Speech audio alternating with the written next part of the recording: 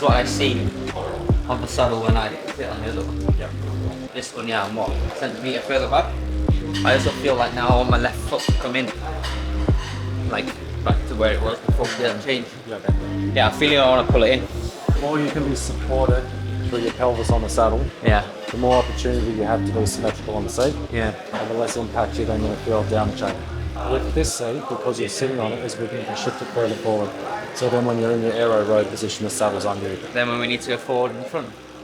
Potentially. We get all in, get you mark it up and define the position of your seat. But yeah, I think there is an opportunity there to maybe increase the length by 10 millimeters. Okay. Or would we go lower? I think I'd go lowest secondary to the length. Yeah.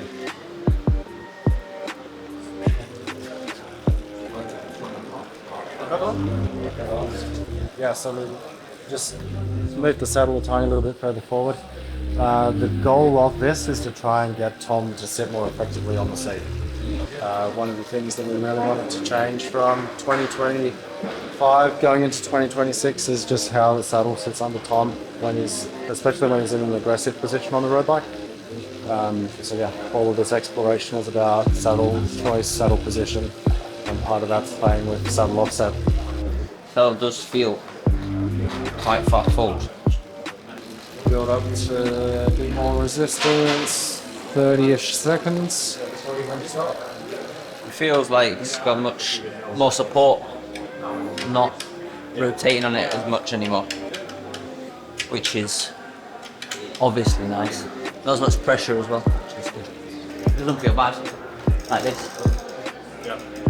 If I went longer, maybe it just pulled me forward in the saddle. Yeah.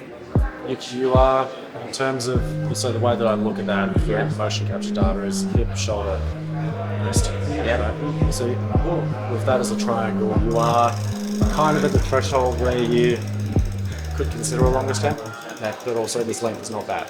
Yeah. Right. So the option is there. Yeah. This is what you've had in the past, right? Like this is That is it. this is built off the cockpit from Yeah. States. Are these the narrowest bars you have? With the preference of shifter angle in or the preference of shifter straight?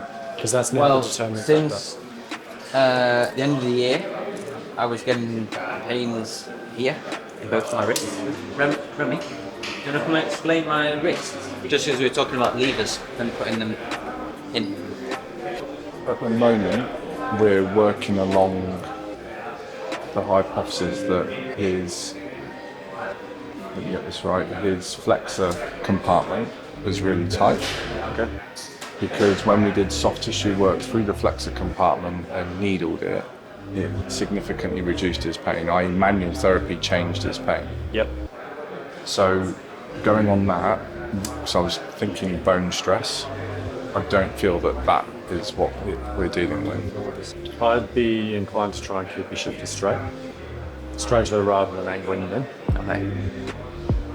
Just for the natural support that you then just can get from the shifters. Yes. Is it not more natural to have your hands up?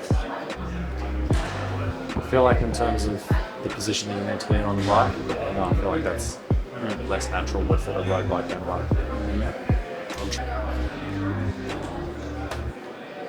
Try that, because that's obviously a good unit. That's nice. You can sell with anything is outside. Yeah, kind of just it feels really Yeah. awful, right? What about aero? That actually feels worse. Yeah, having to over-pronate there, Tom, if we are dealing with a tendinopathy on that side, will make those pronators work harder. And we wouldn't want that. So More aero though, innit? the question of what's the narrowest handlebar Yeah. with strike shift. So we can go 2 centimeters narrow. Yes. Okay. So then we change the bar to the knee bar. The knee bar, Okay. which gives you the narrower hook position. Which I would consider, the reason why I never swapped the new bar when they changed it was because I hated the stupid flared handlebars. Yeah. But now I've ridden them all year with the Scott. So now I've been used to it. Yep. Then we go 110 40. 110.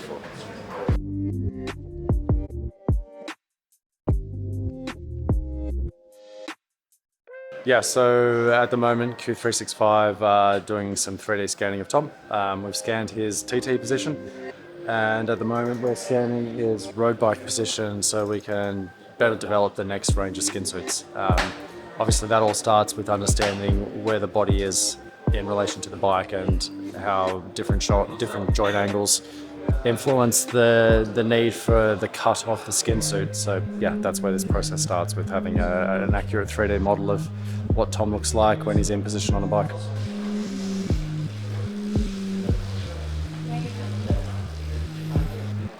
You know, Pinarello has I say, special place in my heart. I mean, with what we've achieved, also built bikes together, and I think, it's just the brand that I have the most connection with, but also, kind of sense of pride of riding their bike. So, apart from it being a great bike, it's still, it's nice to be back riding and working with them again.